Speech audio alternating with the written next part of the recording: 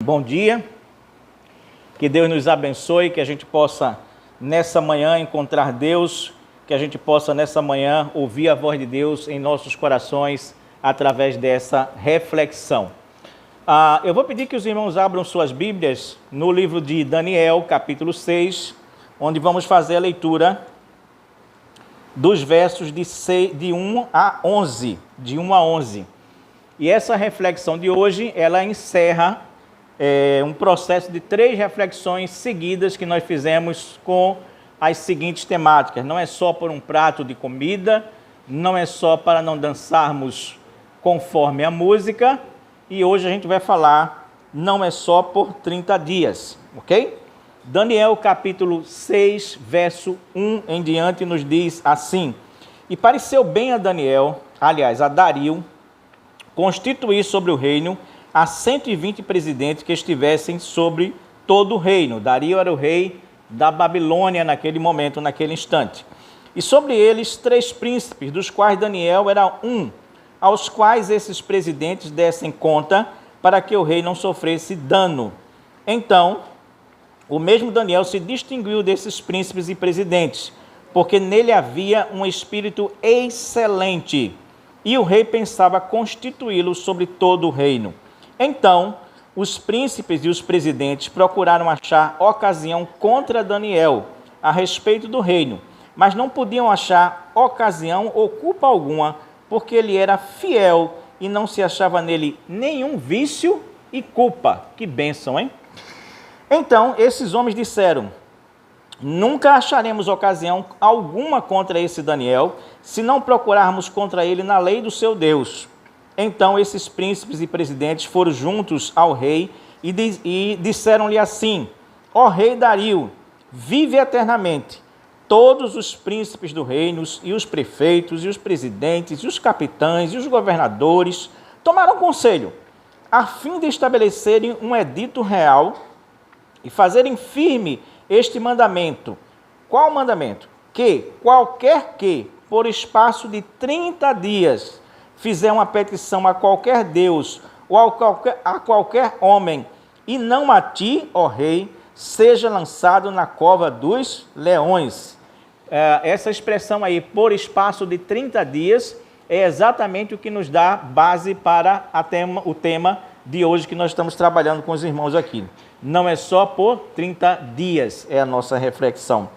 Agora, pois, ó rei, confirma o edito e assina a escritura para que não seja mudada, conforme a lei dos medos e dos persas, que se não pode revogar de maneira alguma.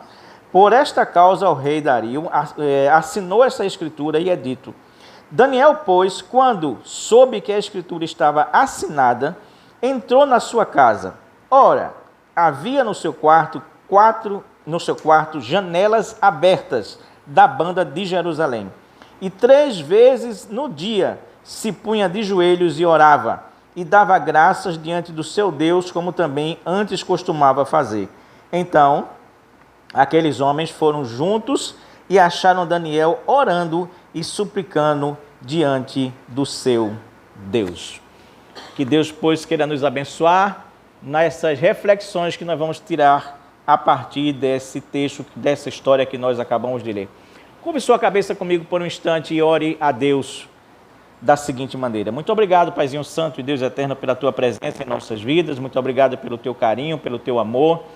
Que nós possamos ouvir a Tua voz mais do que simplesmente a minha voz. Que a minha voz seja simplesmente um instrumento que Tu vais usar para falar aos corações de cada um que está presente aqui, de acordo com a necessidade de cada um, Pai. Nos ajuda a entendermos o que Tu queres para nós. Nos ajuda a entendermos o nível de comprometimento que Tu queres de cada um de nós. Nos ajuda a entender que muitas vezes a nossa vida não está simplesmente num prato de comida, simplesmente não está numa música que colocam para a gente dançar, e não está simplesmente em a gente suportar algum tipo de lei que não tem cabimento nenhum em nossas vidas, de forma alguma e de maneira nenhuma, Pai. Mas que nós possamos, ao contrário, resistir a essas coisas e firmar o nosso compromisso, o nosso comprometimento contigo em cada uma dessas situações. Portanto, Pai, muito obrigado pela honra de ministrar a Tua palavra mais uma vez. Eu te oro no nome de Jesus. Amém, Senhor. Ora, ora, ora. Eu vou pegar essa expressão que diz assim, ora, no quarto de Daniel havia janelas, né? E vou começar pensando com os irmãos assim, ora, ora, ora. Não parece tão difícil se cumprir uma lei dessa, parece? Sim ou não? Não parece tão difícil a gente cumprir uma lei dessa de jeito nenhum, porque era apenas o caso de cumprir uma lei com um prazo determinado, e o prazo determinado era só por 30 dias. Não precisaria mais do que 30 dias. Qual era a lei? A lei era a seguinte, olha, durante esses 30 dias, ninguém vai poder orar a Deus nenhum ou a homem nenhum, a não ser orar a você que é o rei. E simplesmente é você que é o rei. Ou seja, durante 30 dias, você que é o rei vai se tornar, na verdade, o nosso Deus, o nosso Senhor. Vai ser o alvo das nossas orações, vai ser você simplesmente. Mas olha só, era tão difícil assim cumprir essa lei? Não, não era, até porque era muito fácil também burlar essa lei. Concordam comigo? Só era por 30 dias, na verdade, o indivíduo não fazia oração nenhuma, para ser ninguém, teoricamente. Ou então, no Brasil tem esse negócio, né? Tem lei que pega, tem lei que não pega, né? Essa podia ser uma lei que não pegasse de jeito nenhum. Por outro lado também, o indivíduo poderia orar, na verdade, de olho aberto, não podia? Não precisava orar de joelho? Não. Poderia também orar em pensamento, não poderia? E quem é que ia saber, na verdade, para quem ele estava orando? Não haveria ninguém vigiando ninguém, teoricamente, a ponto de que, na verdade, se pudesse constatar que se estava orando a um outro Deus e não ao rei. Poderia não se orar ao rei e não se orar a ninguém, teoricamente também falando, ou orar a alguém disfarçadamente, não é? E por isso, na verdade, você poderia simplesmente burlar por essa lei com certa tranquilidade. Ora, também Daniel, a essa altura dos acontecimentos, não era nenhuma criança. Daniel era um indivíduo que era consciente. Veja bem, existe um lapso de tempo muito grande que você precisa até definir, pensar e entender. No capítulo 1, Daniel e seus 3 amigos, como era o nome dos amigos de Daniel mesmo, minha gente? Era? Não era não, vocês estão tudo errado, meu Deus do céu. Vocês têm que aprender, vocês têm que aprender isso, rapaz. Oh, meu Deus do céu, né? O nome deles não era Sadraque, Mesaque nem Abidênego, que isso é o nome de deuses da Babilônia. Era parte do processo de descaracterizar a identidade dessas pessoas. O nome deles era Daniel, era Ananias, era Misael e era Azarias. E todos eles eram nomes que tinham Deus envolvido nesse nome daí. Então, tira-se o nome de Deus único e verdadeiro e coloca-se o nome de Sadraque, Mesaque e Abidênego, que é de Deus babilônico. Fecho parênteses, porque vocês precisam aprender isso daí. Ora, Daniel, quando chega nesse momento do capítulo 1, na Babilônia, ele está com 15, 16, 17 anos. É um adolescente, ele e os seus 3 amigos. Aqui no capítulo 6, Daniel já tem mais de 80 anos de idade. 80 anos de idade no capítulo 6. Ele já serviu a essa altura a 3 reis diferentes, ou seja, ele é macaco velho, como a gente diz. Ele é gente experiente. Ele é um indivíduo que já passou por 3 reis diferentes e agora está diante de Dário, ou Dario, conforme seja a pronúncia. Então ele simplesmente poderia, na verdade, arrumar um jeito, uma forma, uma maneira de ser politicamente correto, né? Não desagradar nem a gregos, nem a troianos, e simplesmente passar por esses 30 dias sem grande dificuldade. Por que é, então, que Daniel não faz essa opção? Vou dizer para os irmãos, porque nenhum de nós pode passar 30 dias fingindo que Deus não existe. Porque nenhum de nós pode passar 3 dias fingindo que Deus não existe. Porque nenhum de nós pode passar 3 horas fingindo que Deus não existe. Porque nenhum de nós pode passar 3 minutos ou 3 segundos fingindo que Deus não existe em nossas vidas. E isso significava que ele iria passar 30 dias fingindo que Deus não existia. É por isso que Daniel é absolutamente inflexível naquilo que ele faz. Mas muitos de nós, muitas vezes, passamos dias e dias e dias fingindo que Deus não existe. Muitos de nós, às vezes, passamos épocas, períodos de nossa vida fingindo que Deus não existe. seja lá por que motivo for. Só não é por uma lei hoje, né? Mas talvez essa lei chegue um dia que a gente tenha que fingir que Deus não existe em nossas vidas, em nosso dia a dia. E é aí, portanto, que nós vamos aprender as 3 últimas lições que esse texto vai nos trazer a respeito das características de servos que são verdadeiramente comprometidos com Deus. Servo muita gente é, mas nós precisamos ser servos comprometidos com Deus. Primeira lição que esse texto nos traz é a seguinte: servos comprometidos com Deus não fecham as janelas. Servos comprometidos com Deus não fecham as janelas. Não fecham as janelas. Esse não é um detalhe irrelevante no texto que nós acabamos de ler. Versículo de número 10. Diz assim: assim que Daniel ouviu que o rei assinou o decreto, o edito, ele foi para sua casa. E indo para sua casa, ele entrou no seu quarto. E aí abre-se um parênteses, na minha Bíblia tem um parênteses mesmo assim, dizendo: ora, no quarto de Daniel havia janelas abertas da banda de Jerusalém. Janelas abertas não são um detalhe irrelevante nessa situação de maneira alguma. Não é um detalhe desprezível, não é um detalhe irrelevante de forma alguma. Elas têm representatividade. Aquelas janelas eram abertas para a banda de Jerusalém, como para dizer assim para Daniel: ó, Daniel, você não pode esquecer do seu passado, você não pode esquecer de onde veio, você não pode esquecer qual é a sua terra, você não pode esquecer quem é seu Deus, você não pode esquecer a fé que você tem. Por isso essa janela está aberta para a banda de Jerusalém. De Jerusalém. Não só isso, mas fechar essas janelas seria muito fácil para se safar, às custas de dar as costas para o seu passado, para o seu Deus e para a sua fé. Se Daniel chegasse ali e fechasse a janela dele, os caras que estavam vigiando ele, poderiam dizer alguma coisa a respeito dele? Não, porque a janelinha estava fechada simplesmente. Mas não era o caso de fechar janelas para esses 3 homens. Era o caso de fechar a janela para muito mais coisa do que se pensa. Era o caso de fechar a janela para fingir que Deus não existe, ou para se esconder com medo daquilo que os homens poderiam fazer a Daniel naquele instante. Manter as janelas abertas era deixar a sua intimidade aberta, escancarada, livre. Porque quarto é sinônimo de quê? De intimidade. Você leva qualquer pessoa para o seu quarto? Você deixa qualquer pessoa ter acesso ao seu quarto? Visibilidade do seu quarto? Não, você não faz isso. Então, deixar as janelas do quarto aberta era deixar exatamente a sua intimidade aberta, livre, para qualquer um que pudesse enxergar qualquer coisa a respeito da intimidade de Daniel. Era como se ele dissesse assim: eu não tenho nada a esconder na minha vida, eu não tenho nada a esconder na minha vida íntima. Vem aqui e vê o que quiser, não há segredo, há fé. E dessa fé eu não vou abrir mão em hipótese nenhuma. Que coisa maravilhosa, quando o nosso único crime é a nossa fé. Você já pensou o que os caras dizem antes? Os caras dizem assim: nós não vamos encontrar ocasião nenhuma para denunciar Daniel ao rei, a não ser pela sua fé.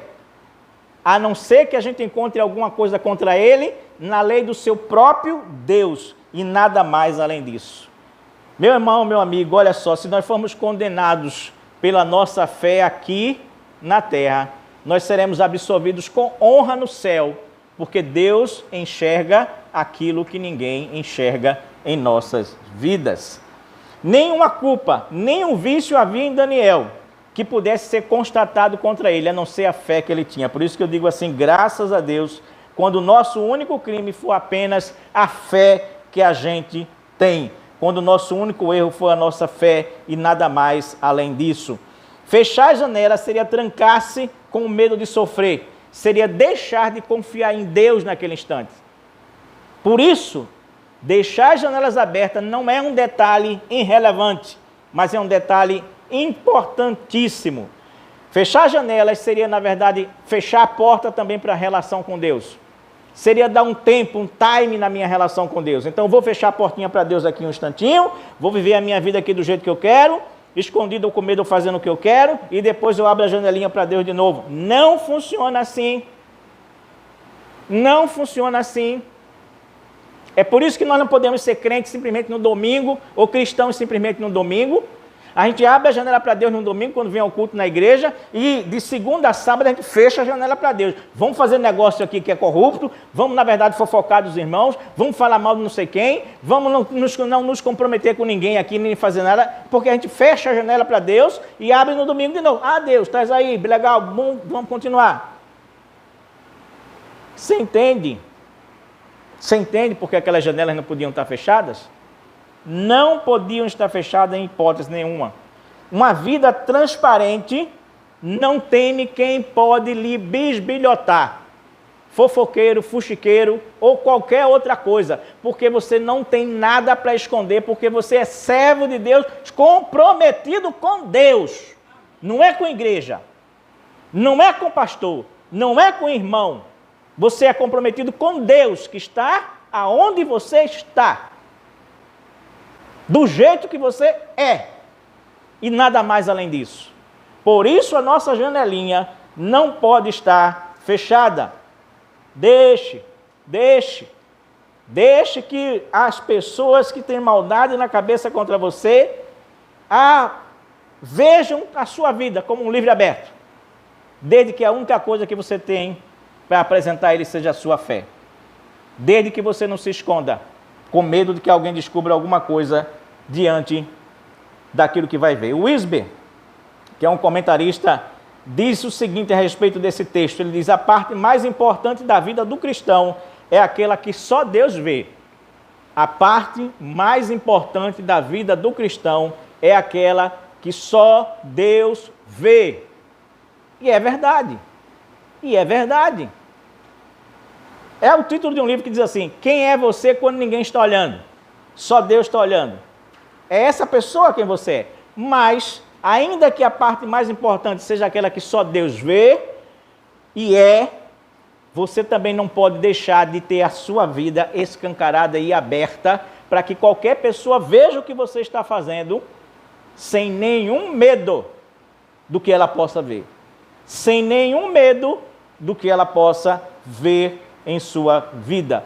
Em outras palavras, não seja um agente secreto de Deus. Tem gente que é agente secreto de Deus, né? Só Deus sabe que ele é servo de Deus, né? Porque no resto do mundo ninguém mais sabe. No trabalho ninguém sabe, na escola ninguém sabe, com os amigos ninguém sabe. Só sabe os irmãos no domingo. Mas ninguém mais sabe, porque esse indivíduo não tem comprometimento com Deus durante a semana. Meu irmão, as janelas da sua vida estão abertas, estão escancaradas, é a primeira pergunta que eu faço. Porque também é a primeira pergunta que eu fiz a mim mesmo. Ou essa janela está meia cortina, ou existem compartimentos em sua vida, em minha vida, que nem Deus entra.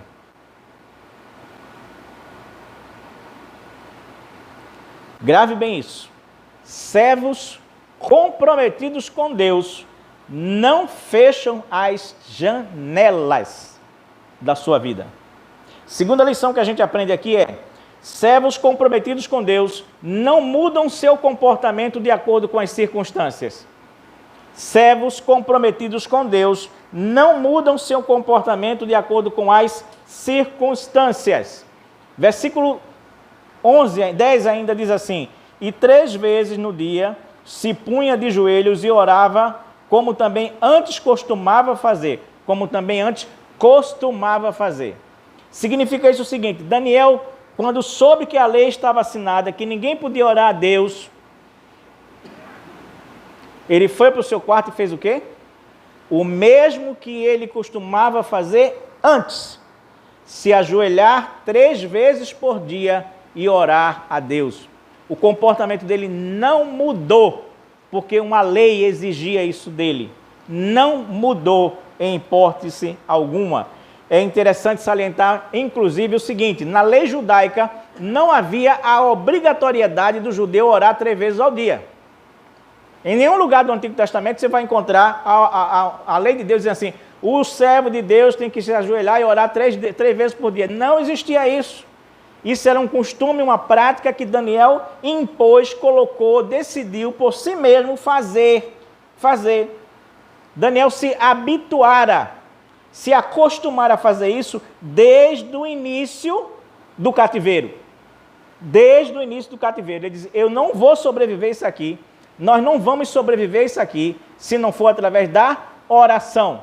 E eu vou orar 3 vezes ao dia, como um padrão recorrente na minha vida. É isso que Daniel faz, é isso que Daniel fazia o tempo inteiro, e é isso que Daniel continuou a fazer, mesmo com a lei e com o decreto contra. O problema é o seguinte, é que muitas e muitas vezes nós parecemos pessoas que vão se dirigindo ou mudando o seu comportamento de acordo com as circunstâncias que o mundo oferece. Na escola eu sou um, no trabalho eu sou outro, na igreja eu sou outro. E assim eu vou mudando, feito camaleão, o meu comportamento e os meus hábitos. Na igreja eu sou santo, santo, santo. Lá fora eu sou lá o quê, eu sou lá o quê, eu sou lá o quê, eu sou lá o quê, eu sou lá o quê. Como se Deus não estivesse lá fora, como se o mundo não fosse dele, como se ele fosse cego, igual a justiça. Não existe isso, meu irmão. Não existe isso, meu irmão. O nosso comportamento não pode estar à mercê do lugar em que a gente está, da situação em que a gente está, do aperto que a gente está passando, da pressão que a gente está levando da sociedade. Eu já passei por isso várias vezes na minha vida. No exército foi uma delas. Era uma desgraça você chegar no exército e dizer assim, eu sou cristão evangélico. Era você saber que você ia levar chacota do começo até o fim. Fazer o quê? Fazer o quê? Nessa hora a gente vai tremer nas pernas e vai dizer, não tem religião não. Você entende o que eu estou falando? Daniel e servos comprometidos com Deus não mudam o seu comportamento de acordo com as circunstâncias. Richard Foster é um autor que fala das disciplinas espirituais. Ele diz assim, como o padrão recorrente dos fios de tecido de uma coxa, assim também a oração deve permear todos os caminhos da vida. Ele está dizendo, olha, assim como os tecidos compõem uma coxa, linkados uns aos outros, da mesma forma, a nossa oração ou a oração precisa estar linkada a qualquer caminho em que nós estejamos. Daniel havia entendido que não haveria maneira de sobreviver ao cativeiro a não ser através do hábito da oração.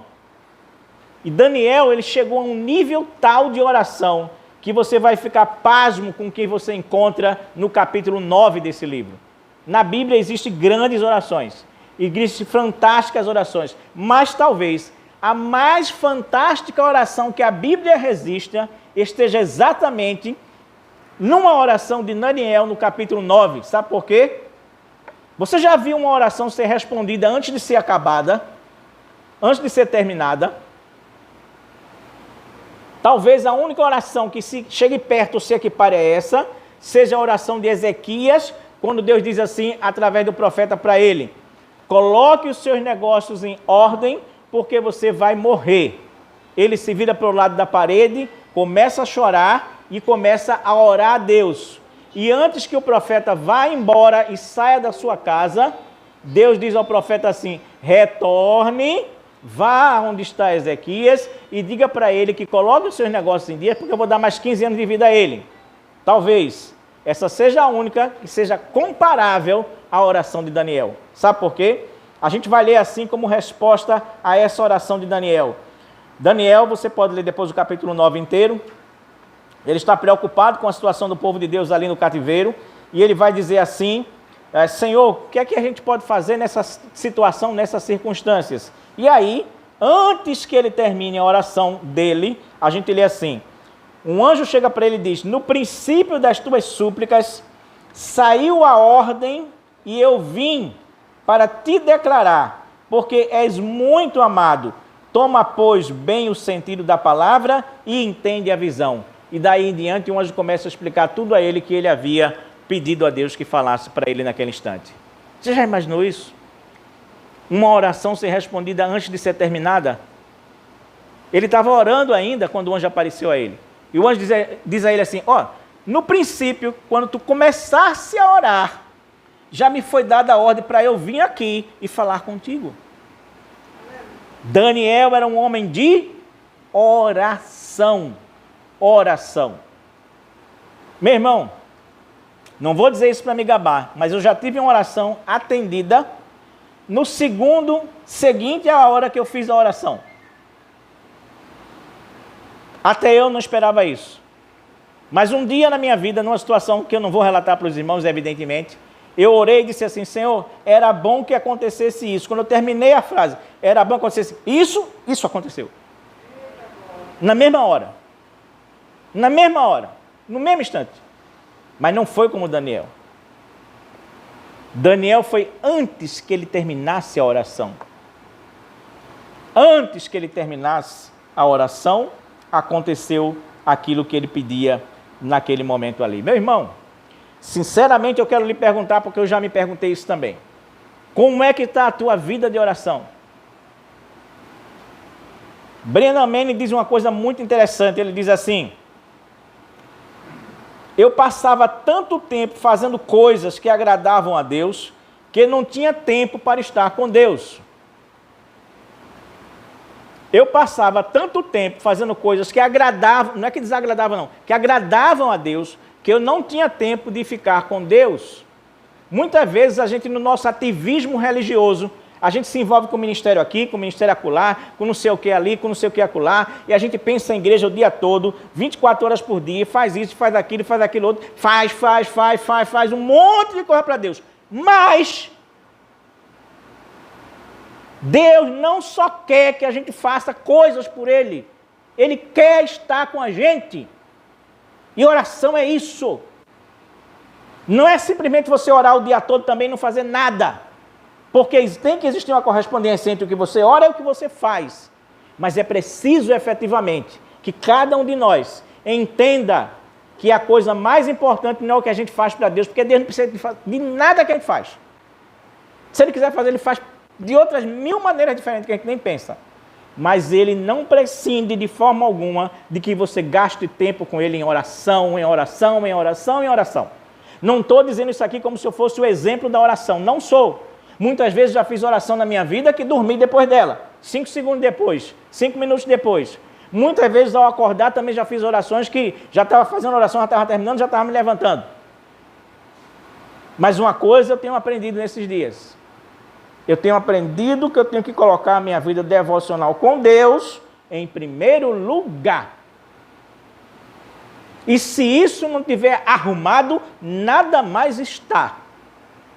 Nesse processo de amadurecimento meu, nesse instante, eu tenho vivido isso. Eu quero estar com Deus. Eu quero gastar tempo com Deus. Eu preciso gastar tempo com Deus. E vou dizer mais uma coisa para encerrar esse ponto. Olha o que eu vou dizer para você. Nós podemos dizer isso com absoluta certeza. Não existe servo comprometido com Deus se não for comprometido com oração. Não existe servo comprometido com Deus se esse servo não for comprometido com oração de verdade. De verdade. Não de carreirinha. Não de mentirinha. Não oração só supermercado divino. Me dá, me dá, me dá, me dá, me dá, me dá. Não.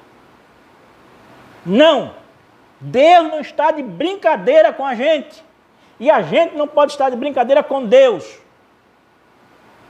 Servos comprometidos com Deus são servos comprometidos com oração, ou não o são, ou não o são. Aliás, essa é uma métrica infalível para medirmos o nosso nível de comprometimento com Deus. É o nosso comprometimento com a oração em nossas vidas. Terceira e última coisa para a gente ressaltar a lição desse texto bíblico. Servos comprometidos com Deus têm o Espírito excelente dentro de si. Volte comigo no versículo 3. Dentre as muitas características que se fala a respeito de Daniel, se diz assim: Daniel se distinguiu desses príncipes e presidentes, porque nele havia um espírito excelente, e o rei pensava constituí-lo sobre todo o reino. Sobre todo o reino. Veja bem, qual era a situação aqui? O rei disse, olha, agora que eu conquistei esse país, eu estou preocupado que a turma comece a me enganar. É exatamente o que diz o texto aí. Então eu vou constituir, na verdade, um governante em cada província dessa. E sobre esses 120, eu vou colocar 3. Dos 3, um é Daniel. E dentre esses 3, ele estava pensando em colocar Daniel acima de todos, porque ele via em Daniel honestidade. Ele via em Daniel honestidade e não roubalheira e não corrupção. Classe política não tem que ser corrupta, desde que seja comprometida com Deus. Agora, se for comprometida com o diabo, com os seus anjos, e com o seu próprio prazer, com o seu próprio interesse, aí não tem jeito para essa classe política de maneira alguma. Portanto, Daniel se distinguiu porque nele havia um espírito excelente. Por isso Daniel já servira a 3 reis antes desse. Aliás, esse era o terceiro. O quarto seria Ciro, que ainda viria à frente. Ele ainda serviria mais um ano a Ciro também nesse momento. Daniel estava no serviço público, na política, mas não deixava de ter um espírito excelente por conta disso. Entrava rei, saía rei, entrava rei, saía rei, e Daniel permanecia, porque se via nele algo diferente, se via nele um espírito excelente. E não se poderia ver nenhum outro tipo de espírito nele, senão que fosse o excelente. Porque servos comprometidos com Deus não podem ter um espírito medíocre, não pode ter um espírito alma cebosa, como se diz por aí, seja lá o que isso signifique. Seja lá o que isso signifique. Não pode existir servo de Deus com espírito medíocre, de mediocridade. Eu preciso dar o meu melhor em tudo que eu faço e em tudo, em qualquer lugar onde eu estiver. Eu preciso ter esse espírito excelente na minha vida. Excelente na minha vida. Não posso ter um espírito meia boca, de forma alguma.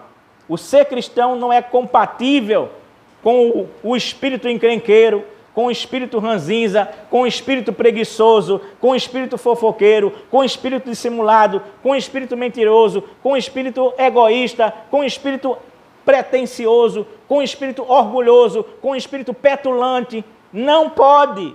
O ser cristão não encaixa com esses tipos de espírito que muitas vezes cristãos por aí encarnam lá fora. E às vezes dentro da igreja também. Em Daniel havia o espírito excelente. O mesmo espírito que pairava sobre a criação existia em Daniel. Aquele mesmo espírito que deu ordem ao caos em Gênesis 1:1. O Espírito de Deus habitava sobre a face do abismo, dando ordem ao caos.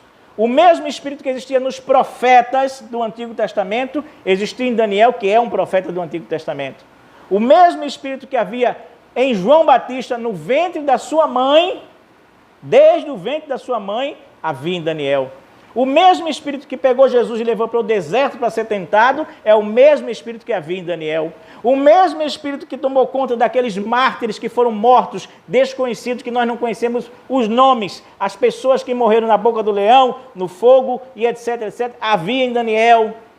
O mesmo Espírito que havia em Paulo, ao escrever suas cartas, ao viver o que ele viveu, ao elevá-lo ao 7º céu, havia em Daniel. Esse é o Espírito excelente.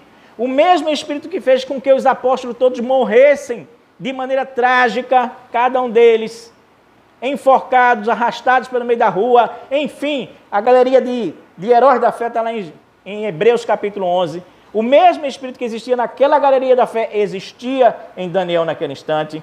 O mesmo Espírito que havia em João na ilha de Pátmos, havia em Daniel. O mesmo Espírito que pegou João e disse, vê aqui qual é a revelação que eu tenho para te colocar. Esse mesmo Espírito estava em Daniel e era um Espírito excelente. E esse mesmo Espírito que esteve desde o início da história, estará até o final da história, ele também tem que estar em...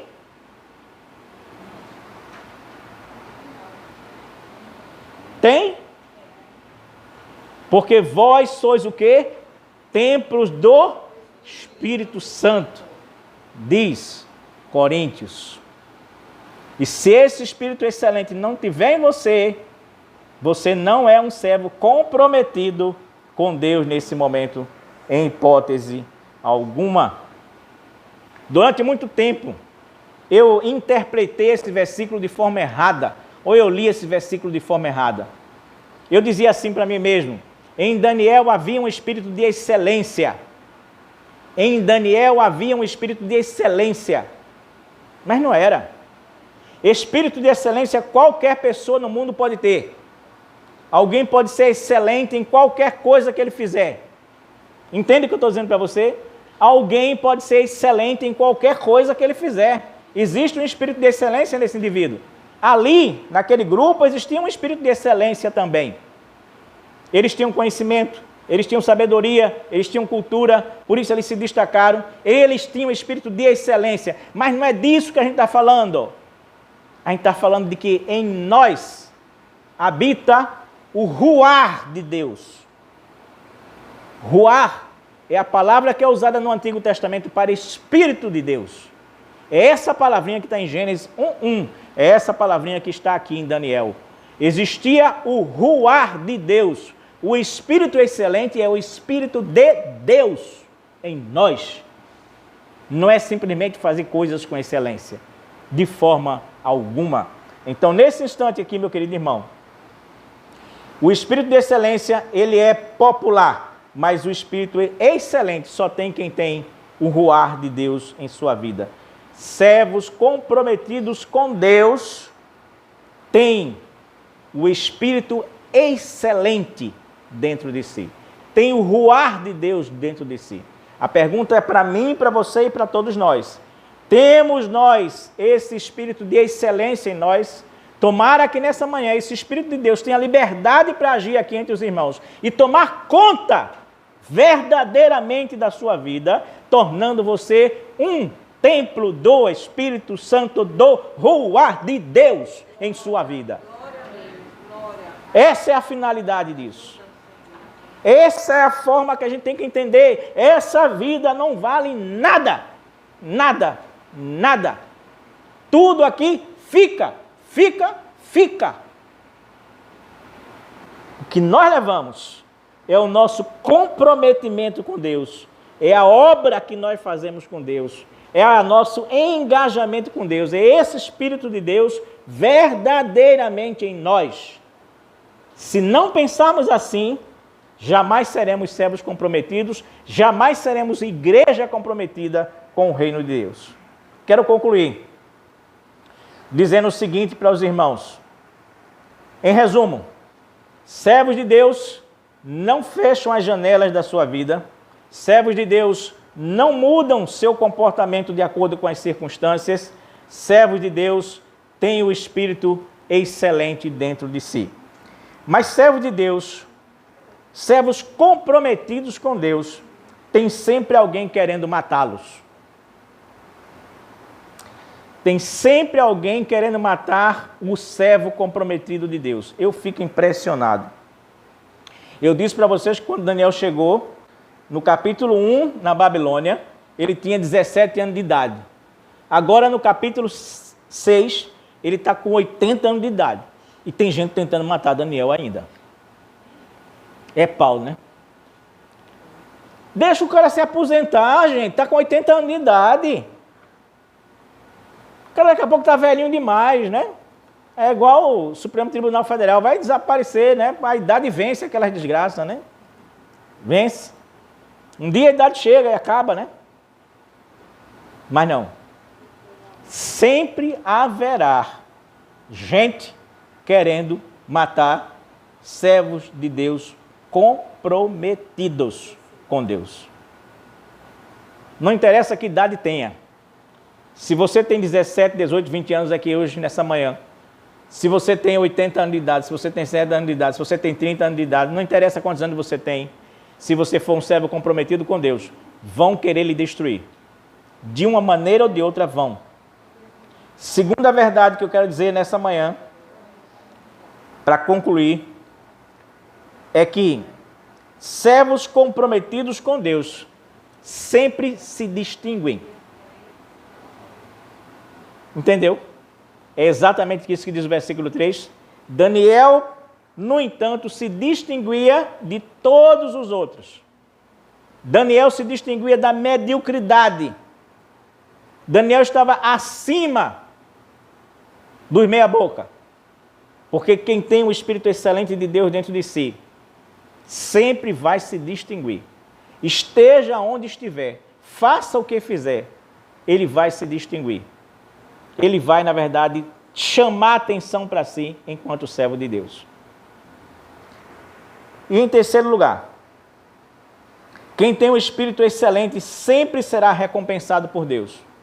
Não é por isso que a gente tem que fazer as coisas. Não é por isso que a gente tem que agir dessa maneira. Mas é natural que aquele que é comprometido com Deus e que tem o Espírito excelente dentro de si, o ruá de Deus dentro de si, ele vai ser recompensado. Pasme vocês, que coisa interessante é esse texto bíblico. No geral, a gente não nota isso, mas eu vou salientar para os irmãos. Como é que como é que começa o capítulo 1? O pessoal tentando modificar a identidade daqueles rapazes. Como é que termina o capítulo 1? Versículo 19, dizendo assim: permaneceram diante do rei, foram os escolhidos pelo rei. De todos aqueles que estiveram aqueles 3 anos aprendendo coisas para mudar sua identidade, os 4 foram as pessoas que foram escolhidas pelo rei para estar com ele, para orientá-lo, para ajudá-lo, para fazer parte dessa elite. Capítulo 2, versículo 48, diz assim, é a história do sonho, né? Que todo mundo estava para morrer, caso ninguém interpretasse o sonho, Daniel vai lá e interpreta o sonho, não sem antes orar a Deus que pudesse dar sabedoria a ele. E o capítulo termina dizendo o seguinte: e o rei engrandeceu a Daniel e seus amigos. Capítulo 3, versículo 30. Então o rei fez prosperar aos 3 amigos saídos da fornalha. Está notando? Foram escolhidos, foram engrandecidos, foram, na verdade, prósperos. Foram prósperos, saídos da fornalha. E agora capítulo 6, versículo 28. Este Daniel, pois, prosperou no reinado de Dario. Coincidência é isso? Não.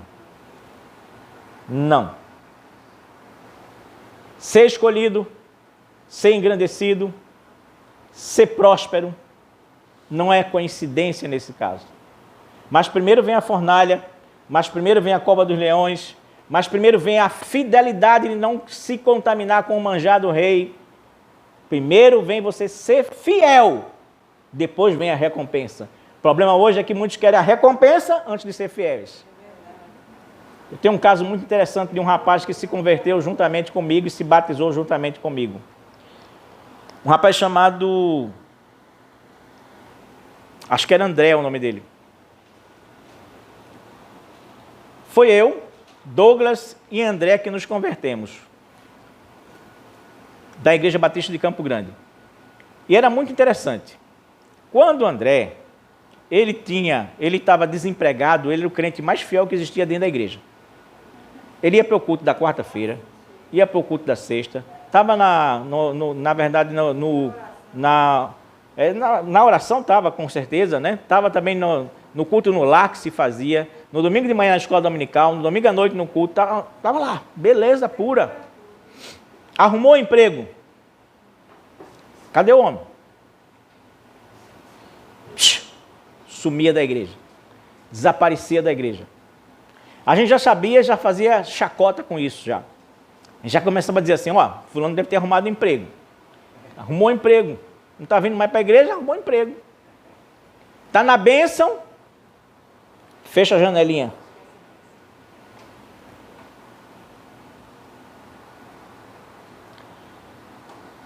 Ser escolhido, engrandecido e ser próspero exige, meu caro amigo, minha amiga, meu irmão, minha irmã, que primeiro a gente seja comprometido com Deus. E se formos comprometidos com Deus, seremos transparentes, abriremos as janelas.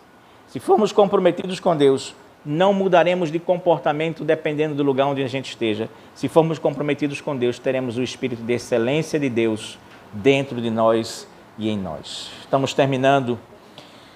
Não é tão difícil assim. Talvez a gente tenha que primeiro, começar orando 3 vezes por dia, de joelhos, para representar o nosso compromisso com Deus. Talvez tudo comece assim, e isso não é tão difícil assim de se fazer. Que Deus nos abençoe, que nós possamos, nessa manhã, ter realmente essa condição de nos tornarmos servos comprometidos com Deus.